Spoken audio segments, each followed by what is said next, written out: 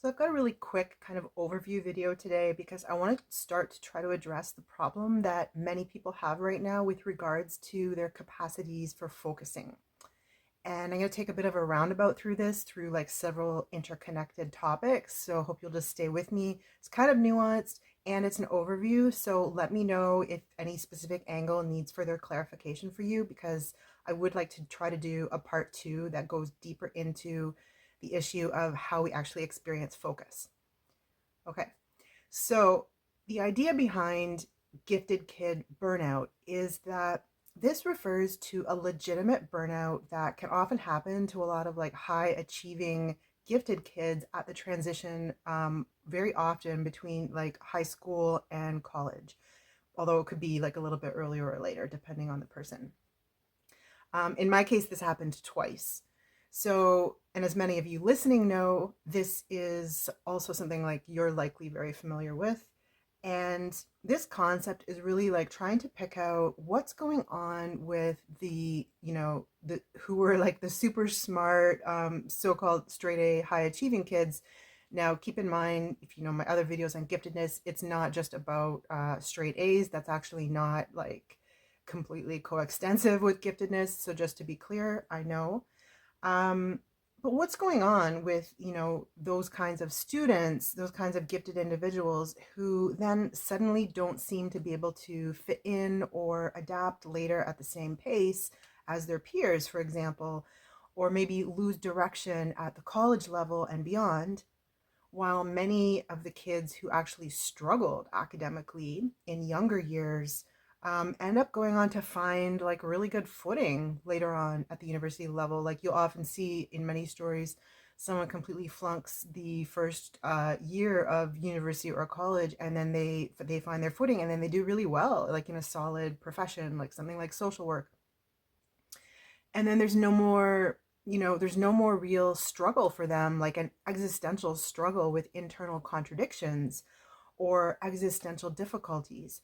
Now, this isn't to say that these everybody experiences all kinds of like 3D difficulties, but there are specific types of internal contradictions that some people experience more than others, especially existentially attuned people, people with the specific neuroprofile that I'm talking about, gifted empaths. This is very common.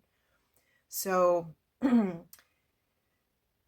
we know that this is the case because those of us who grew up with this and maybe are still struggling with this, with these internal existential contradictions, we know this because of the way many people spoke to us and treated us, or who, when we were in some type of deep experience of existential crisis. So if it's not something that's going on for them, they can't like recognize it. So all they can see is like, wow, you're weird, you're different. Like, why are you worried about XYZ? Why are you using that language? Like, why are you like not dressing like such and such? And, so it can show up as a lot of things like that, like where they reveal that they basically think you're weird, or something's like wrong with you, or just other attitudes and gestures that kind of create this overall atmosphere of ostracization. And let's remind each other, that's like one of like the worst social outcomes, and we're all really hardwired to avoid that. So what's happening here with this whole story of gifted kid burnout? Based on my own understanding and how I've been thinking about this, what all of this actually comes down to is the topic of spiritual activation and awakening. And on the other hand, the control, basically, that the matrix exerts in order to suppress and dilute this. It won't be said in so many words, it won't be presented in this fashion. But if you look at what I'm talking about, sort of with this like bird's eye view, this kind of structural description, this is exactly what's happening. So let me just go over like four little quick reminders though. Everyone awakens at a different pace. Some people are not necessarily going to awaken in that sense in this lifetime. There are also different layers and dimensions of awakening. So someone can maybe awaken politically at age 13, but maybe they won't really awaken spiritually until like some devastating event that happens for them in their late 30s. Or some people on the other extreme never really fell into the spiritual amnesia in the same density that most people did.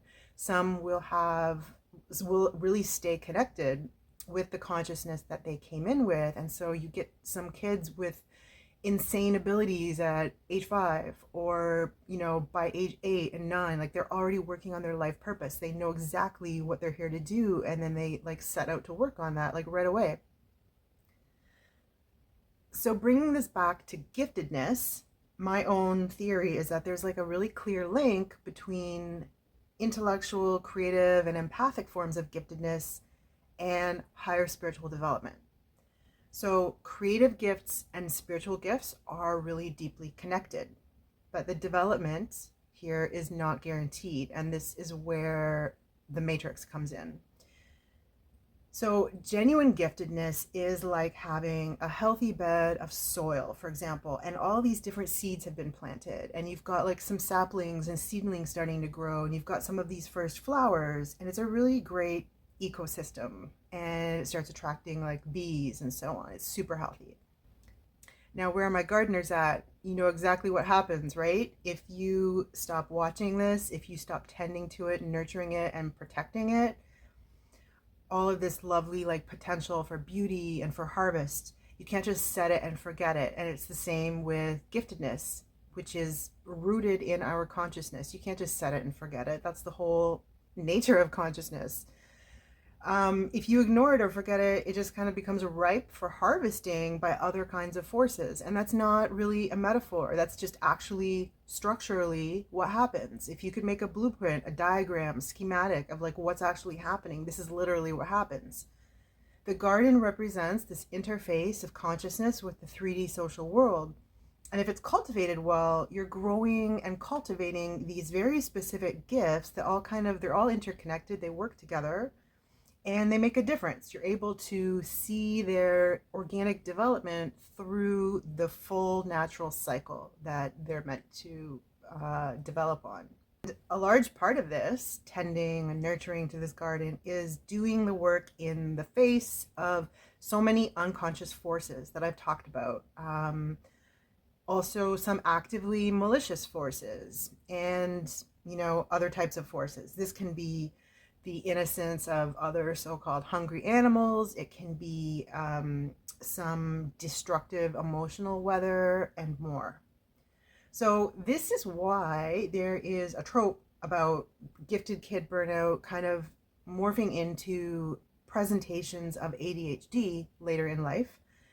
When, for example, a gifted person maybe has more responsibilities, more demands on their attention, maybe also now is in a much more challenging financial situation, and many of the divergent thinking abilities or other divergent creative abilities which served them so well earlier on at a time when most of their other needs were being met, which is usually the case in childhood and youth. Now this additional above average capacity for connecting the dots, translating paradigms, metaphorical thinking, and more. All of this is now like consumed by, or it's sacrificed into the shape of the fragmentation and social contradictions within the very structure of this 3D social world. And it doesn't matter what part of the globe you live in, the actual the social matrix can shift in emphasis, in appearance, and it has different things that it's going to emphasize, but it's still very much there. It's like the shadow side of the necessary aspects of socialization and living in large communities. Today though, many individual symptoms of ADHD are actually quite omnipresent now throughout many populations. And it's like an additional layer, if you will, over people who maybe already had actual ADHD as a child. And there's also a definite direct line with financial resources and how financially supported someone feels if they have access to enough financial resources. And you guys, I know you know all about this. This is just reiterating it. I've talked about it in several other videos. But the point here, again, is if we look at our structural blueprint, which is just a structural description of what's happening, It's that consciousness enters this 3D human projection in the form of awareness, which we then individually we shape this into specific qualities of attention, and this is what we have control over.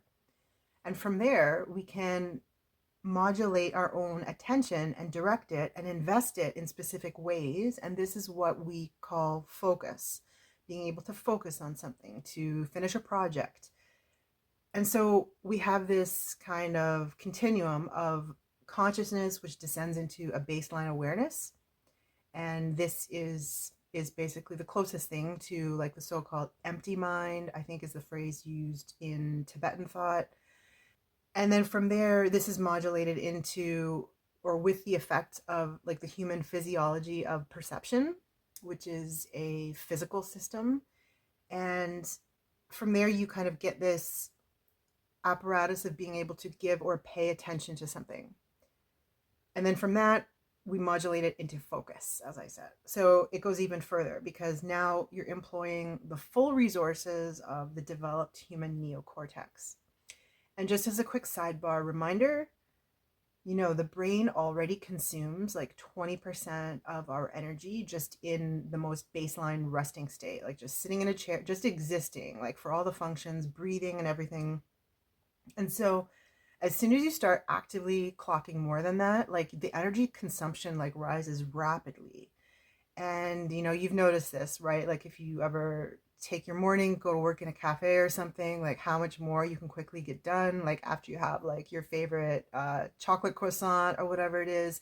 It's not just the caffeine, right? It's the carbs, like feeding that like almost instant glucose right to your brain, which uses it instantly.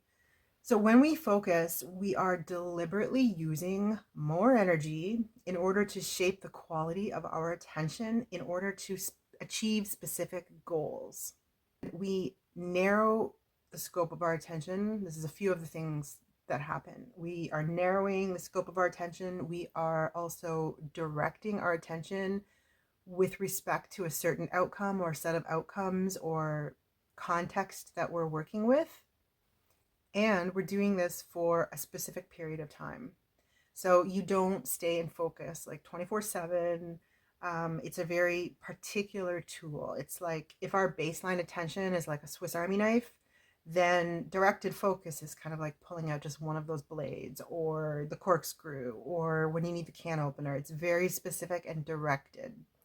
And so this whole thread or sequence that I presented represents a particular investment of our energy. It's a use of sacred energy from consciousness through awareness, through attention, and then through focus. And the issue is all the ways in which this sequence is captured and abused, basically. Now, individually, we do always play a role in this, in how we end up investing this energy. But we are also increasingly threatened and up against more vehement structural forces that are literally harvesting this energy or this attention now. And really, it's damaging many people's capacity to focus in ways that no longer can serve individual development or awakening. So there are many other types of larger interpretations we could add to this, but just again, this is just the structural description, the architectural blueprint, if you will, of what's literally happening. So this is the part where I would now I'd go into a part 2 on this, but I didn't want to I wanted to keep this a little bit shorter, but into the actual phenomenology of focus, because what often happens is because it's using the same neurophysiological networks as scanning for threats and anxiety, it is often really hard to decouple intense focus from the experience of anxiety, and this happens for a lot of people. So I just wanted to go into more detail on that and what we end up doing sort of as a compensatory mechanism, which also doesn't serve us. So let me know if any of that hits home for you. But I do hope, so far from just what I've said already, that you've picked up on some of this nuance. And because this particular integration that I've done is not really talked about in not very often at all. It's rare. This is like my own integration, but let me know. Let me know what resonates with you, what further questions you have, and I'll see you in the comments.